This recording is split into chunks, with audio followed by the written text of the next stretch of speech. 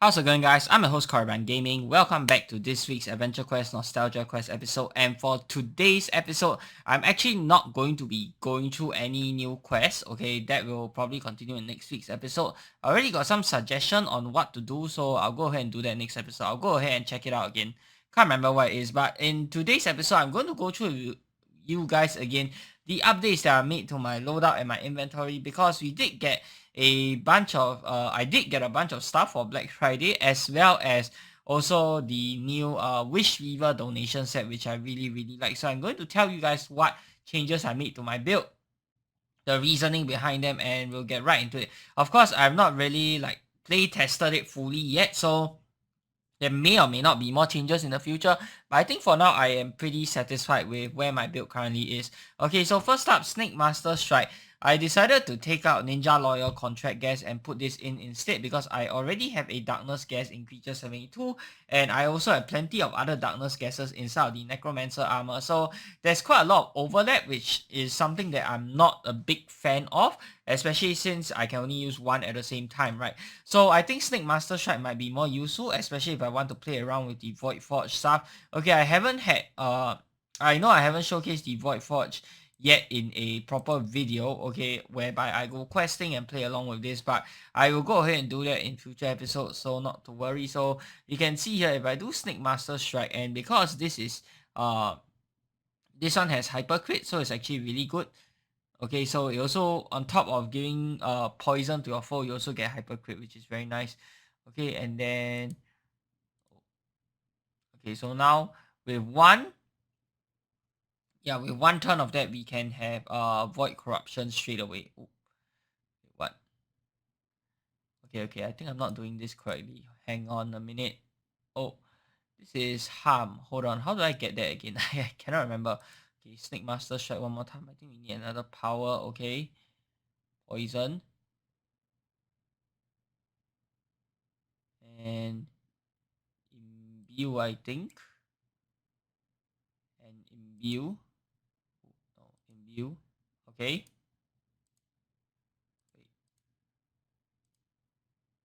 Alright, so now attack. And we should get hang on a minute. Okay, maybe I'm doing something wrong. Hold up. hold up. I can't exactly remember. Okay, so I Snake Master Strike. Get the nice poison. And then I can click on the shield. Okay, now I infuse Void Element, right? Weapon attacks deal void damage and inflict the opponent with void. Okay. Okay, yeah, there we go. Okay. And boom, big fat damage. Alright, so yeah, after watching a lot of Brady's videos, I think I really like this, even though it's not QC, but I can just use Shadow Feeder Pendant, so that's what I'm going to go with. Alright, next up for items. I don't know if I covered this already, but I decided to switch out Clever Disguise for Shadow Feeder Pendant. At the end of the day, I still do prefer Shadow Feeder Pendant more, even though it costs more SP and there's a chance to fail. But with all of the SP healing options that we have, or that I have currently, I really don't need to worry about this at all. So I think it's literally a non-factor. So why settle for something worse when I clearly have something better? So I think I will still stick with Shadow Feeder Pendant, because I do not want to give up my turn as well. You know, I kind of want every single thing. Like, I want the pet and guess to get double turns, but I also want to get double turns as well. You know, with Clever Disguise, only a pet and guess gets the double turn. So yeah, that's what I've chosen to go with. And then Wish Weaver Spirit. Okay, I chosen to incorporate the new Wish Weaver miscellaneous item. Why? Okay, so first up is the Leech Seed mode. Okay, Leech Seed I know is not the most useful thing inside of the world when talking about regular battle, but in boss battles, the fact that you can keep on stacking it, I think that's actually really good. Okay, so you can keep stacking the Leech Seed, and then after a while it's going to go off. So you can do this at the start of the battle, maybe 3 or 4 rounds of Leech Seed, and then afterwards 3 turns later you're going to get a big fat heal, as well as individual dot damage on the foe, which can be really useful against boss damage caps. And then the second mode, Elivound. Okay, nobody will dislike Elivound, right? After all, it's so good, and it's like extra 50% damage boost right off the bat because the early round is inflicted before damage calculation. That makes it really, really good. The downside is, of course, the dexterity boost, which I don't really need. But I guess if you're playing a Beastmaster build, since the stat revamp isn't here yet, you still can take advantage of the extra BTH that is giving to pet and guess, even though it's very, very minute. But, you know, better than nothing. Okay, next up, for weapons, I finally have my Cephalola's weapon. Okay, been waiting so long for this, and I absolutely love this weapon. Look at this, grapple skill and boom. Okay, no boosting whatsoever, but look at the effects. 2 rounds early bound to water and minus 75 dexterity, which really doesn't do much. Unless your monster is hitting you with range damage, but you know what? Better than nothing. And I know that after the stat revamp, or maybe they may or may not buff monsters in general. A lot of people want monsters buffed. I think it's okay to give them a slight buff. For bosses, I think you can give them a more significant buff. But I think in general, the basic monsters should still be pretty easy because other than, you know, veteran players like myself, you also have to keep in mind the casual players which might be struggling with the basic monsters. So you don't want to go too far with making monsters too powerful. Okay, but I do think that making monsters more powerful is a lot better idea than making our equipment weaker. Okay, so yeah, that's what I've chosen to go with. Cephalola is probably my new favorite weapon inside the game. Really love it. And I've gone back to Infinitia Staff for my Darkness weapon. The reason why this is the case is because even though I don't run Dexterity, I can still use the magic version to heal MP, which is really nice. Okay, I do have many other forms of MP heals, but with Snake Master Shot, I find that the Blade of Elders is not that useful anymore. I mean, the Blade of Elders with 1 poison inflict, I'm not sure if it's even enough to give me the Void Forge Corrupt on 1 turn of usage. So yeah, that's what I didn't really like. It's also kind of weak and doesn't do much outside of the poison, which is something that I've not really been a big fan of. I never really did like it that much, but there wasn't many strong darkness weapons inside of the game. I realized that fit what I wanted. So at the end of the day, I chose to go back to Infinita Staff, which is still one of the best darkness weapons in the game, hands down for healing. Okay, just in case I need that little bit extra healing, at least I have it here. And then the rest of the stuff, no change. Shields, no change, but I was heavily debating if I should include the Wish Weaver or the Wing Weaver shield. I was not a big fan of either of the shields, to be very honest. The first one, the Wing Weaver one, I think I may like the Wing Weaver shield just slightly more because it is quick cast. The thing that I don't like was the cleanse. I felt like the cleanse was a big waste because we don't really have any threatening effects inside the game that will require a cleanse. Maybe a few more years down the road, we may need cleanse if they start to include more bosses that have threatening effects. But then again, why wouldn't you just go ahead and nuke down the monster before the monster can stack up the threatening dot status or whatever dangerous status on you, you know? So the cleanse to me didn't really make a lot of sense. As for Wish Weaver Shield, well, they changed it to no longer be QC, and you guys know I already explained why I didn't like it if it's not QC. So yeah, at the end of the day, I think I will still continue sticking with Lost Talent Tower. Okay. Oh yeah, I almost forgot. Infernal Chaos Cauldron. So I changed out the Fire Shield for this. Okay, so I no longer have the full Infernal Champion set, but I feel like the shield, even though it has the Poison Potence, it wasn't doing much else. And I think overall, if I'm running the Infernal Champion setup, I'm going to be running it with Optical. So I do get 10 status potency already. So I think I don't really need the shield that much, which was why I chose to change it out for this Chaos Cauldron shield instead. And what this does is it has 3 different skills, which is really nice. So health potion, you guys know I use potions a lot. They are some of the best things in the game, and even if you don't want to use them for healing, now you have another way to use them, which is amazing. So here you have your Ellie Empower, which is just basically free damage for 4 turns, and it's also quick cast. I love my quick cast stuff. It lets you stack up so many things, and you know, just go in heavy on the very first turn without any setup. That is something that I really enjoy. And then the second one, Toxic Mana, you can use inflict fire poison on them, and I don't know if this is enough for Void Forge. No, okay, so alone is not enough for Void Forge, but you can combine this with Snake Master Strike to get even more poison, which is quite nice. And then the last one, okay, the last part of the Infernal Chaos Cauldron, I think I didn't show of the Infernal Chaos Cauldron in the Black Friday haul video. I only show off the darkness one, but they're pretty much the same, just different elements. Volatile Concoction. Okay, so inflict this, and not only do you have death loss, okay, which is actually better for Beastmasters as opposed to any other builds, because your pet and guest can also take advantage of the death loss to land their effects more and their attacks more easily. And then you also have Alley Bound, which is really nice, even though it's only fire Alley Bound, but both of these you get a staggering 8 turns. That is absolutely crazy, okay? And it's 125%, so you're getting extra 25% damage for basically 1 HP and 1 MP potion.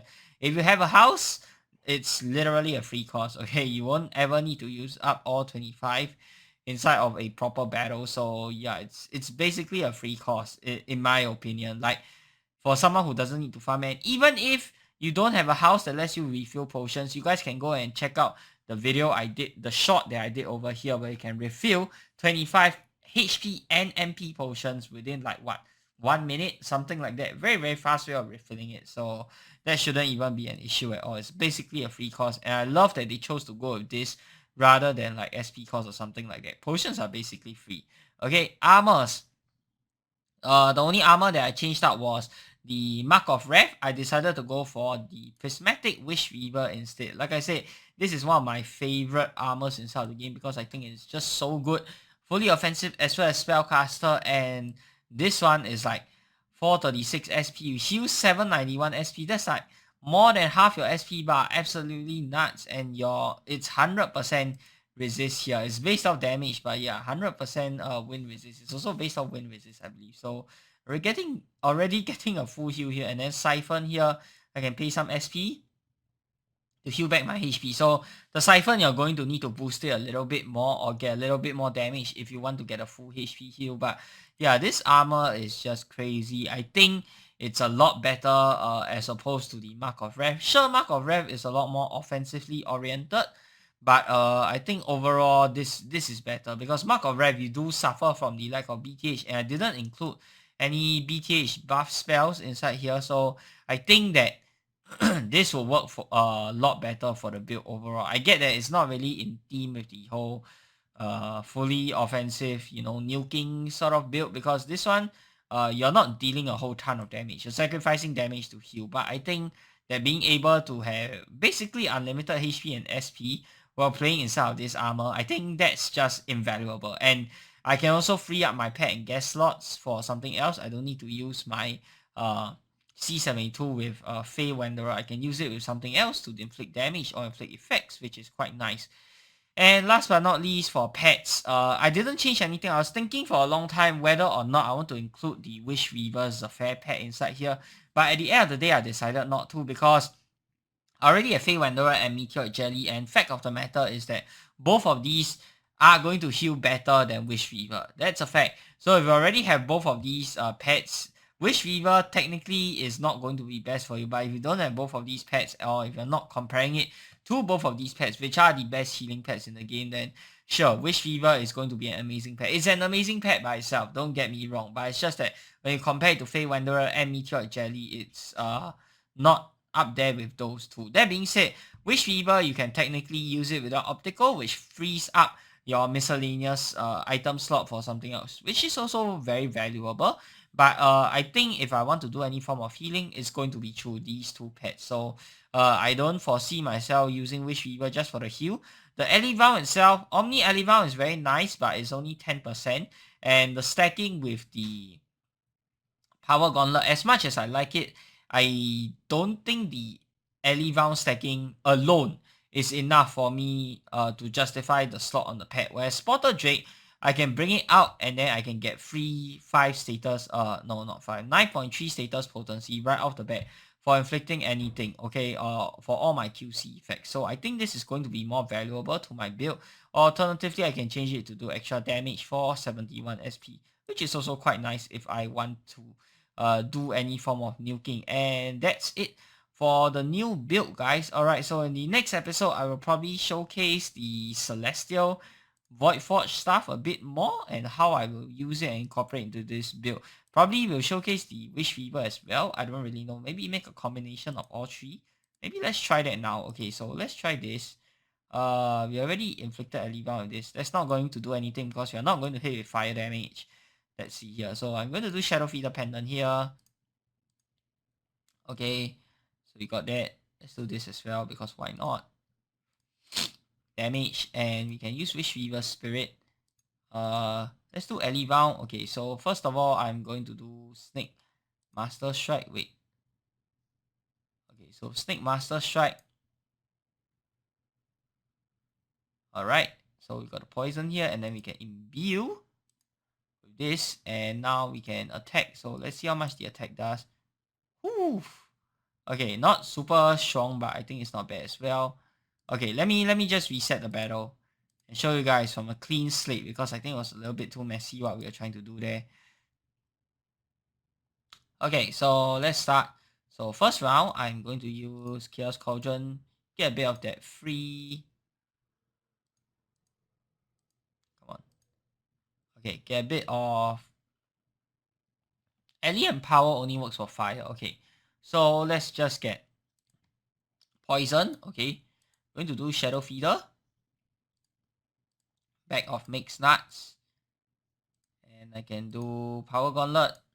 Crush. Okay, so we got a whole bunch of stuff now. Void Forge over here. And I can do Wish Weaver here. I can do Wish Weaver Spirit. Okay, so now we have the Alley Round mode. So I'm going to do Snake Master Strike. Bam. Okay, that's going to do a lot of damage. And we can click on this. Okay, one turn setup. Very, very basic. Not a whole lot of boosting. No pets and gases too, by the way. So that's also something to keep in mind. Attack. Whew. 6499. Keep on. Look at it. 1,400 poison damage, guys. And it's poison. So I'm also healing from that amount. Keep that in mind. Just keep that in mind, okay? And I can imbue it again and do this again. Okay, so that did about 1,003. And boom. Oh my god. Look at that. Look at that, guys. Okay, so not only am I dealing a whole bunch of damage to the poison, but I'm also getting healed back a whole bunch. That's just crazy. Absolutely crazy. Okay, Wish Fever actually isn't doing anything. Yeah. It's not doing anything because it's Void rather than Wind. Okay, never mind. I guess you can take that away and probably use another damage boosting miscellaneous item if you want. But guys, this is the power of this build, okay? Alternatively, what I can do is I can just, maybe I'm low on SP after spamming all of that. Okay, monster is already almost dead already. Okay, so let's try that again. So what I can do is, let's start this again. Alright, so I'm going to start with Power Gauntlet, Crush. I will do Shadow Feeder. Okay. Mixed Nuts to save it for the second turn. I always forget that. Okay, so Snake Master Strike first. Take that away. Snake Master Strike. Okay, we get a poison. Shield, we can inflict the free poison. Let's get the free poison. Toxic Mana. And then now we can get the Void Forge Shield. We can go into our Prismatic Wish Weaver, whatever here. Alright, now we can back off Mixed Nuts. Damage. And I guess Prime Chaos Orb is our next best one. Okay, so let's do that. Let's do Void Element Corrupt. Let's go ahead. Let's go ahead and spend some SP. Spend some HP, sorry. So you guys can see how absolutely bonkers this heal plus damage poison combo is, okay? So let's get us down to about 2,000. I really don't want to spend the whole day clicking here, so just stop at 2,000. But yeah, it should be a free heal basically. HP is also fully healed. Yeah, but I can never run out of resources with this build.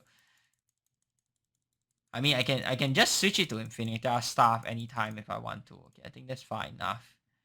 Then we can go and attack. Oh my god.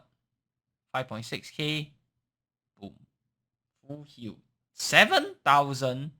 Okay, not 7,000. Maybe 6,000 plus HP in one go, guys. And maybe you might be saying, oh, you probably spent a lot of SP on that. Assuming I didn't use the Essence Sword to click spam, okay. I can just do this, okay. So, Alley Round.